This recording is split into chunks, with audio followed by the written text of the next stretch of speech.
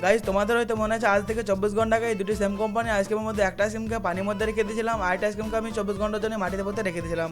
তো চলুন আজ যাও তখন 24 ঘন্টা কমপ্লিট হয়ে গেছে, দেখা যায় আইসক্রিমের অবস্থা তখন কেমন হয়েছে। আমি এখন চলে যালাম যে পানির মধ্যে যেখানে পড়তেছিলাম এখন ওই জায়গাটার মধ্যে চলে এসেছি। তো চলো এখন খুঁজে দেখা যায় আইসক্রিমটা পাই কি না পাই। আর দেখতে পাচ্ছি আইসক্রিমটা এখন খুব সহজের মধ্যে আমি এখন পেয়ে গেছি গাইজ। তো চলো দেখা যায় ভিতরের অবস্থা এখন কেমন হয়েছে। আর আমি এখন ঢাকনাটা কোনো মধ্যে খুলতে পারছিলাম না, কারণ এটা অনেক টান করে লেগেছিলাম যাতে এটা পানি না ঢুকতে পারে। আর গাইজ দেখতে পাচ্ছি এটা ঢাকনাটা খোলার সঙ্গে সঙ্গে এটা থেকে একটা খুব বাজে গন্ধ বেরোচ্ছিল গাইজ। তোমার যদি কাছে থাকতে তাহলে বমি করে ফেলতে গাইজ। আর গাছ এটা থেকে খুবই একটা বাজে গন্ধ পেয়েছে, দেখতে পাচ্ছি এটা একদম করে পচে গেছে গাইজ।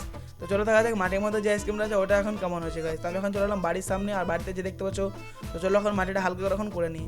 আর গাছ দেখতে পাচ্ছ কন্টেন্টটা এখন পেয়ে গেছে, আর কন্টেন্টটা অবস্থা দেখো তোমরা একবার, ওটা একদম ফেটে গেছে। তো চলো দেখা যায় আইসক্রিমটা কীরকম হয়েছে। আর গাছ এটা থেকে অতটা গন্ধ বেরোনি, কিন্তু আইসক্রিমটা গোটা একদম পচে গেছে দেখে মনে হচ্ছে।